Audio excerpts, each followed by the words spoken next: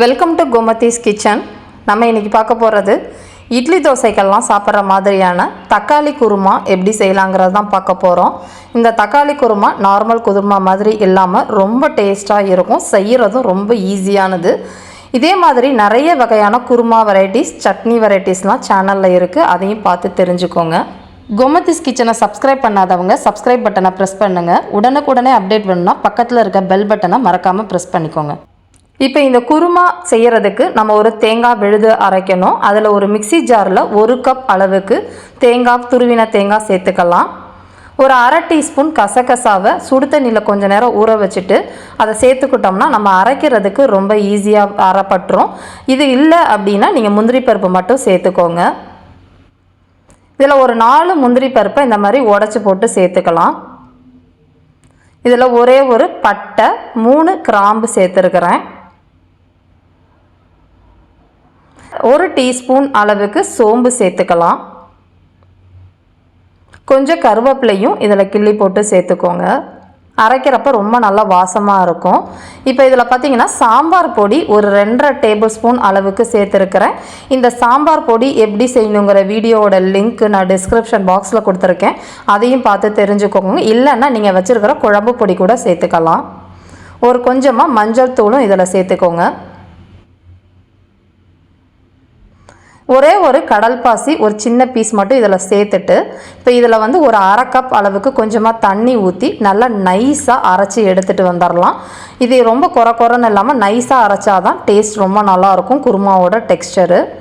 இப்போ பார்த்தீங்கன்னா இந்த மாதிரி அரைச்சி ரெடி ஆகிடுச்சு. இப்போ அடுத்தது நான் இன்றைக்கி 6 தக்காளி நல்ல பழுத்த தக்காளியாக எடுத்து வச்சுருக்கிறேன். இது கொஞ்சம் புளிப்பு கம்மியாக தான் இருக்கும். நீங்கள் நாட்டு தக்காளி புளிப்பான தக்காளினா 4 தக்காளியே போதுமான அளவு. இதை நறுக்கிட்டு அதை நம்ம மிக்சி ஜாரில் போட்டுட்டு ரொம்ப நைஸாக அரைக்காமல் கொஞ்சம் கொஞ்சமாக தக்காளி பீஸ் இருக்கிற மாதிரி அரைச்சி எடுத்துக்கலாம். இப்போ பார்த்தீங்கன்னா அரைச்சி எடுத்துகிட்டு வந்தாச்சு. நம்ம தேங்காய் விழுதும் ரெடி ஆகிடுச்சு. இப்போ நம்ம குருமா செய்ய ஆரம்பிச்சிடலாம். இதுக்கு ஒரு பேனில் 1 டேபிள் ஸ்பூன் அளவுக்கு எண்ணெய் ஊற்றிக்கோங்க. எண்ணெய் நல்லா காஞ்சதுக்கு அப்புறமா அரை டீஸ்பூன் அளவுக்கு கடுகு சேர்த்து நல்லா பொரிய விட்டுறலாம். இதுலேயே ஒரே ஒரு காஞ்ச வரமிளகாய் முழுசாக போட்டுக்கோங்க. கொஞ்சம் கருவேப்பிலையும் கிள்ளி போட்டு பொரிய விட்டுக்கோங்க. காஞ்ச வரமிளகாய் கிள்ளி போட வேண்டாம், முழுசாக போட்டால் தான் அது வாசம் மட்டும் நமக்கு வேணும்.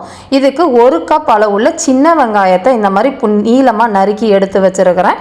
சப்போஸ் உங்கள்கிட்ட பெரிய வெங்காயம் தான் இருந்துச்சுன்னா அதையும் 1 கப் அளவுக்கு இந்த மாதிரி நறுக்கி அதில் சேர்த்துட்டு இதில் பார்த்தீங்கன்னா ஒரு கண்ணாடி பதம் வர அளவுக்கு வதக்கிக்கிட்டால் போதுமான அளவு. இப்போ நல்லா இந்த மாதிரி கண்ணாடி பதம் மாதிரி வதங்கிருச்சு. இப்போ நம்ம அரைச்சி வச்சுருக்கிற தேங்காய் விழுதை இதில் சேர்த்துக்குவோம். ஃபஸ்ட்டு தேங்காய் விழுதில் கொஞ்சமாக அந்த மிக்சி ஜாரில் ஒரு அரை கப் அளவுக்கு கொஞ்சமாக தண்ணி ஊற்றி அந்த மசாலாவை கொஞ்சம் அலம்பி ஊற்றிடலாம். அப்படி இல்லைன்னா அது வேஸ்ட் ஆகிடும். இதை கலந்து விட்டுட்டு இப்போ நம்ம அரைச்சி வச்சுருக்கிற தக்காளி அரைச்சி வச்சுருக்கோம் இல்லையா, அதையும் இதில் சேர்த்துக்கோங்க. இப்போ இது ரெண்டையுமே நம்ம ஊற்றுனதுக்கப்புறம் பார்த்தீங்கன்னா குருமாவோட நல்லா திக்காக இருக்கும். இதனால் கொஞ்சம் நம்ம ஒரு 2லேருந்து 2.5 கப் அளவுக்கு இப்போ தண்ணி ஊற்றி நம்ம கொதிக்க விடலாம். அப்படி இல்லைன்னா ரொம்ப குழப்பாக இருக்கும். சில பேர் இதை தக்காளி சாம்பார்னு கூட சொல்லுவாங்க. பட் நாங்கள் எங்கள் வீட்டில் இதில் தக்காளி குருமான்னு தான் சொல்லுவோம். இது எல்லாத்தையுமே நல்லா கலந்து விட்டுட்டு இப்போ பார்த்தீங்கன்னா எந்த அளவுக்கு திக்னஸ் இருக்கணுமோ அதுக்கேற்றவர் தண்ணி ஊற்றிக்கோங்க. இப்போ 1 டேபிள் ஸ்பூன் அளவுக்கு கல் உப்பு சேர்த்துருக்கிறேன். இது எல்லாமே நல்லா கலந்து கொதிச்சு நல்லா எண்ணெய் பிரிஞ்சு வரும். மீடியம் தீயிலே கொதிக்க விடுங்க. அப்படி இல்லைன்னா நமக்கு பொங்கி வெளியில் ஊற்ற ஆரம்பிச்சிடும். அதனால் மீடியம் தீயிலே வச்சுட்டு நல்லா எண்ணெய் பிரிஞ்சு வர அளவுக்கு ஒரு 5லேருந்து 6 நிமிஷம் கொதிச்சா போதுமான அளவு. இப்போ பார்த்தீங்கன்னா நல்லா கொதிச்சு எண்ணெய் பிரிஞ்சு வர ஆரம்பிச்சிருச்சு. இந்த சமயத்தில் கருவேப்பிலை கொத்தமல்லியை பொடியாக நறுக்கி இதில் சேர்த்துக்கலாம். தக்காளி புளிப்பு அதிகமாக இருக்குங்கிறனால கொஞ்சமாக வெல்லம் சேர்த்துக்குவோம்.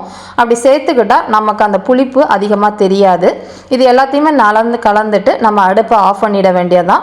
நம்மளோட சுவையான தக்காளி குருமா ரெடி ஆகிடுச்சு. இதை நீங்கள் இட்லி தோசையோடு வச்சு சாப்பிட்றப்ப டேஸ்ட்டு சூப்பராக இருக்கும். இதே மாதிரி அளவுகளோட நீங்களும் செஞ்சு பாருங்கள். செஞ்சு பார்த்துட்டு எப்படி இருக்குங்கிறத கமெண்ட் பண்ணுங்கள். வீடியோ பிடிச்சிருந்துச்சு அப்படின்னா லைக் பண்ணுங்கள், ஷேர் பண்ணுங்கள். மறக்காமல் சேனலை சப்ஸ்கிரைப் பண்ணி வச்சுக்கோங்க. தேங்க்ஸ் ஃபார் வாட்சிங்.